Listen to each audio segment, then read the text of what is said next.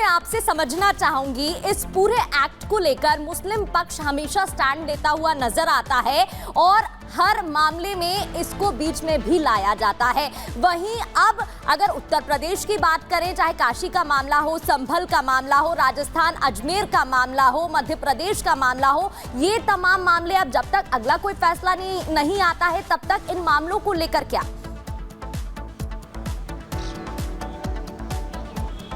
देखिए, साफ कर दें कि इन मामलों में जो पहले से अदालत में पेंडिंग है, ये मामले निचली अदालत में पेंडिंग है, उन पर सुनवाई चलती रहेगी।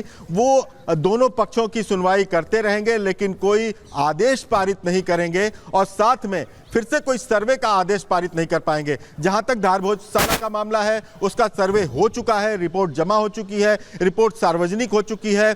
ज्ञानवापी मामले में सर्वे हो चुका है, रिपोर्ट सार्वजनिक हो चुकी है और मामला निचली अदालत से लेकर हाईकोर्ट में चल रहा है। वो सुनवाई चलती रहेगी, उस पर कोई रोक नहीं है। लेकिन जब तक सुप्रीम कोर्ट अगली सुनवाई में कोई आदेश नहीं देता, तब तक इन सभी मामलों पर निचली अदालत हो या हाईकोर्ट हो, कोई फैसला नहीं सुनाएगा।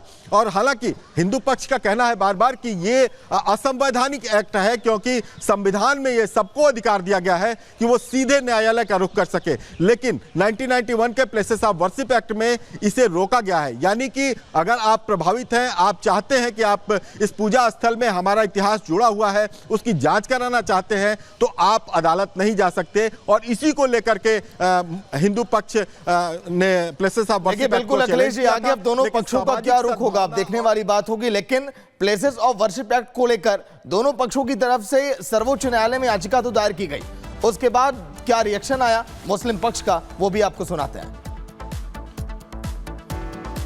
तो अभी जैसे सुनने में आ रहा है कि 4 हफ्ते का सुप्रीम कोर्ट ने मतलब टाइम दे दिया है और 4 हफ्ते सेंटर को मतलब के तरफ डाल दिया है कि सेंटर मतलब जो है ना, जो 1991 एक्ट है उसके बारे में मतलब उसका क्या नज़रिया है वो बताए। और उसके बाद जो है बाकी अब आगे कोई मतलब जो है पिटीशन नहीं दायर होगा, मतलब जो है सर्वे के लिए। ये सेंटर ने जो कहा है, हम उसका हम स्वागत करते हैं। और चलिए बढ़ते आगे, अब बात करेंगे वन नेशन वन इलेक्शन की। चुनावों की बात करें तो देश में हर महीने किसी ना किसी राज्य में चुनाव देखने को ही मिलते हैं। कभी इस राज्य में चुनाव होता है तो अगले 2 महीनों में दूसरे राज्य में चुनाव देखने को मिलता है। लेकिन अब एक साथ चुनाव होंगे, ऐसा हम क्यों कह रहे हैं? रिपोर्ट देखिए।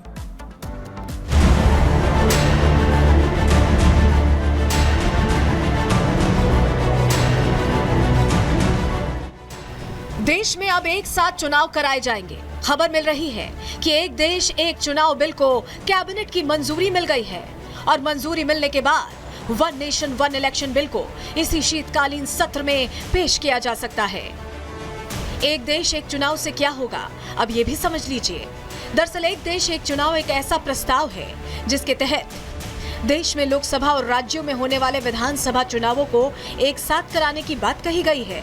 चुनावों को एक साथ कराने के पीछे सरकार का लक्ष्य चुनावों में होने वाले खर्चों में कमी को लाना है।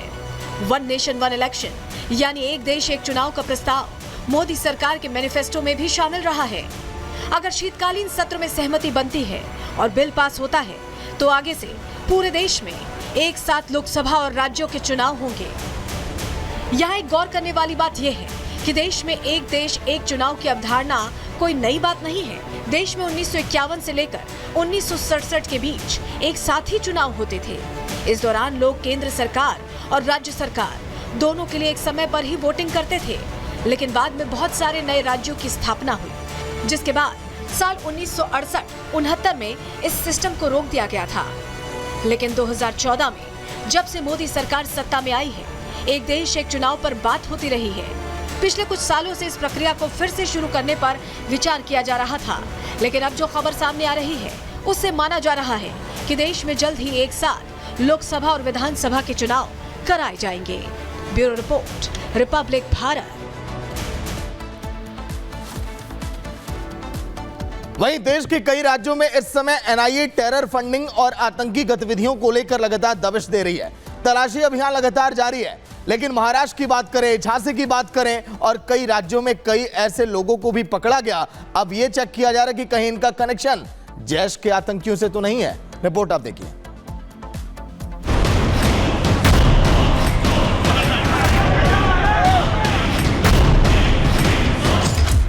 एनआईए का ताबड़तोड़ एक्शन। टेरर फंडिंग के खिलाफ एनआईए की रेड।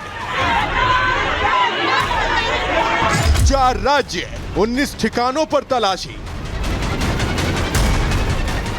टेरर फंडिंग और आतंकी गतिविधियों पर लगाम लगाने के लिए नेशनल इन्वेस्टिगेशन एजेंसी यानी एनआईए ताबड़तोड़ रेड कर रही है। 4 राज्यों के 19 ठिकानों पर तलाशी चल रही है। लेकिन यूपी के झांसी में एनआईए की छापेमारी के बाद बड़ा बवाल खड़ा हो गया।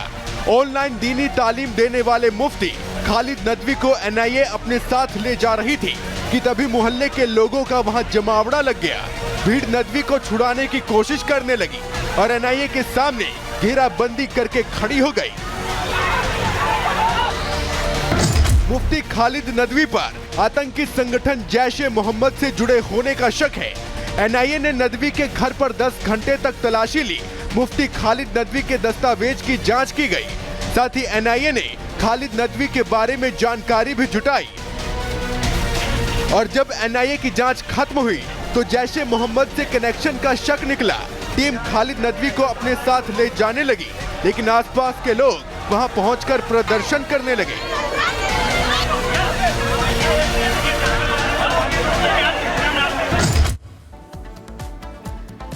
और बात करेंगे दिल्ली विधानसभा चुनाव से पहले सभी दल चुनावी तैयारियों में जुट गए हैं। इसी कड़ी में मुख्यमंत्री आतिशी से रिपब्लिक भारत की टीम ने बात की है। क्या कुछ उन्होंने कहा है, आपको सुनवाते हैं। 2013 से जब से आम आदमी पार्टी बनी है, दिल्ली की महिलाएं हमारे साथ खड़ी रही हैं और दिल्ली की महिलाओं को अरविंद केजरीवाल जी ने जो भी वादे किए वो पूरे करके दिखाए। चाहे बिजली सस्ती करनी हो, चाहे पानी फ्री करना हो, उनके बच्चों को अच्छे स्कूल देना हो, उनको मोहल्ला क्लिनिक में फ्री इलाज देना हो, फ्री बस यात्रा देना हो। आज तक कोई ऐसा वादा नहीं है जो अरविंद केजरीवाल जी ने दिल्ली की महिलाओं को किया हो और वो वादा पूरा ना किया हो। आज भी ये वादा किया है कि चुनाव के बाद 2100 रुपए उनके खाते में आएंगे। तो जब अरविंद केजरीवाल जी ने वादा कर दिया है वो तो गारंटी है, वो तो होना ही है। लेकिन इस महिला सम्मान योजना से या महिलाओं के लिए जो योजनाएं लाई जा रही हैं, क्या लग रहा है कितना फर्क पड़ेगा विधानसभा चुनाव पर? देखिए, ये तो दिल्ली की जनता बताएगी, लेकिन दिल्ली की जनता को एक बात पे तो भरोसा है कि जो वादा एक बार अरविंद केजरीवाल ने कर दिया, चाहे कितनी भी मुश्किल सामने आ जाए, अरविंद केजरीवाल अपना वादा पूरा करके ही रहेंगे। इसलिए अगर आप दिल्ली की महिलाओं से पूछेंगे, उनको इस बात पे भरोसा है कि अगर अरविंद केजरीवाल ने 2100 रुपए का वादा कर दिया है तो वो जरूर पूरा होगा, क्योंकि महिलाओं के समान। तो आप सुन रहे थे, मुख्यमंत्री आतिशी ने कहा तैयारियां तमाम चल रही हैं और इसी को लेकर काम भी हो रहा है। वहीं तस्वीरें लगातार आपको दिखाएंगे दिल्ली चुनाव की भी, लेकिन ब्रेक के बाद आपको दिखाएंगे प्रहार सलोनी के साथ।